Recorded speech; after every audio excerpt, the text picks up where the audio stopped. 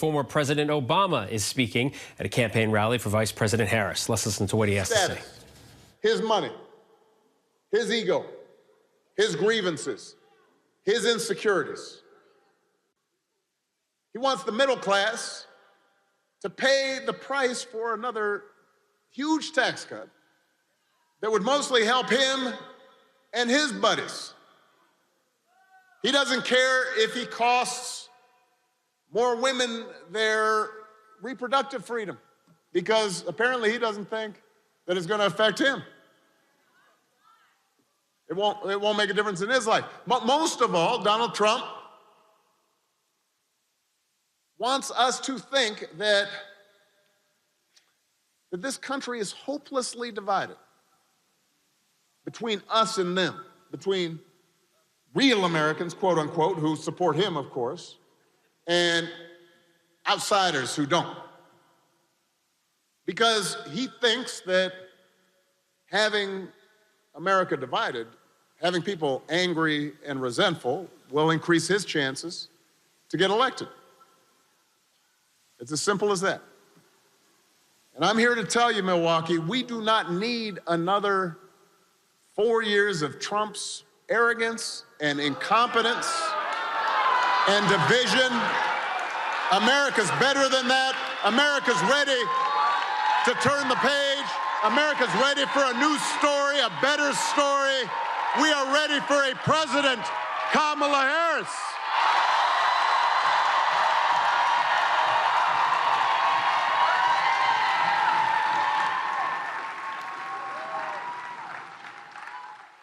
And the good news is Kamala Harris is ready for the job. This is a leader who has spent her life fighting on behalf of people who need a champion. Kamala was raised by a middle-class family, mostly by a single mom. She knows what it's like to have to scrap and save to make ends meet. When she was in college, she worked at McDonald's to help put herself through school. She didn't pretend to work at McDonald's when it was closed.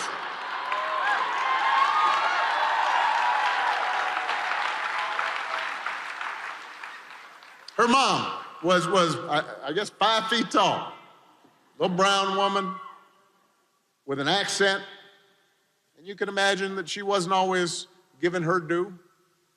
But her mom taught Kamala and her sister to not only stand up for herself, but to also stand up for injustice. And that's exactly what Kamala has been doing her entire career. As a prosecutor, Kamala stood up for children who had been victims of sexual abuse. As Attorney General of the state of California, she fought the big banks and for-profit colleges, securing billions of dollars for people that had been scammed. And after the mortgage crisis, Kamala pushed me and my administration hard to make sure that homeowners got a fair settlement. So again and again, Kamala has fought for people who needed a voice, who needed a champion, and she delivered on their behalf. That's who Kamala is. And you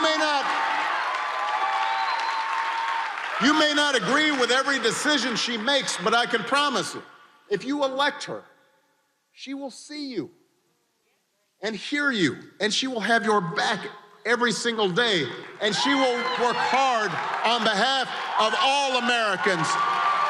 And by the way, she'll have an outstanding partner in Governor Tim Walz.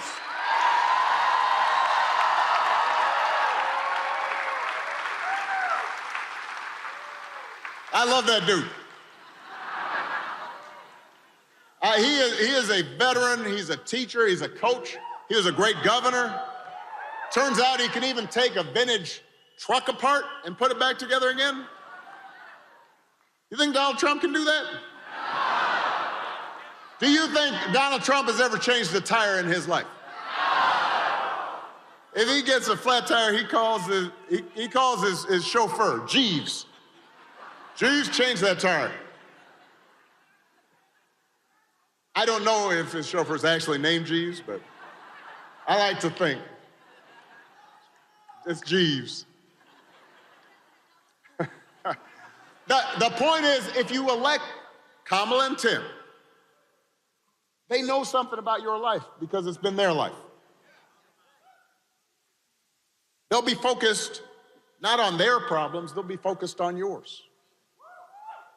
And that's why, for so many of us, the choice in this election seems like it should be so clear. I mean, on the one hand, you've got a former president whose time in office was characterized by so much chaos and scandal that he was impeached not once, but twice. Twice. And on the other end, you've got somebody who cares about working people and who has served. All right, so you've been watching former President Obama campaigning for Vice President Harris. This is in Milwaukee. He says, among other things, there's no evidence former President Trump thinks about anyone else but himself, criticizing Trump for selling Bibles, gold sneakers, other things like that. Obama says Trump thinks having Americans angry and resentful will increase his chances to get elected. He says America is ready for a new story and a new leader in Kamala Harris. He also praised Governor Tim Walz for being able to take apart a vintage truck. You just heard that, and put it back together, and joked that the former president, Trump, has never changed a tire in his life. That's some of the former president's speech there on behalf of the vice president. Let's bring back in senior White House correspondent Selena Wang for more on this. Selena, what do you make of former President Obama's message, and how critical is he and other big-time names in the Democratic Party and celebrities like Lady Gaga, who we will see, soon with Kamala Harris, important to her campaign? Yeah, I mean, you really see the Harris campaign pulling out all of the stops in this final stretch. Her most powerful surrogates, former President Barack Obama, he's still hugely powerful and influential within the Democratic Party. And you hear him there explicitly reaching out to independents, to Republicans, making the argument that you may not agree with everything that the vice president believes in, but know that she'll have your back, she'll listen to you, she'll have a seat at the table. And that really dovetails with the message that Harris has been pushing in these final days, that she would give those who disagree with her a seat at the table, while she argues that Donald Trump wants to put them in jail. Now, the former president also making clear that he believes Donald Trump is only out for himself, while Vice President Harris understands the needs and the struggles of middle-class Americans. Now, when you talk about some of these really big-name celebrities that are going to be out with Vice President Harris on Monday, this is all about exciting the base and also turning out the vote, getting those who aren't really quite sure. They're leaning towards Harris, but they're not sure if they're actually going to go to the polls. The point here is to get them to go out and vote on Election Day. She has people like Oprah Winfrey, Lady Gaga, Katy Perry. They're all going to be rallying. And Phil, it is going to be a blockbuster event the day before the election. Her campaign is planning 7 simultaneous rallies in all of the battleground states, and they're going to be connected with a national live stream, and all of those different battleground rallies are going to have their own artists and performances.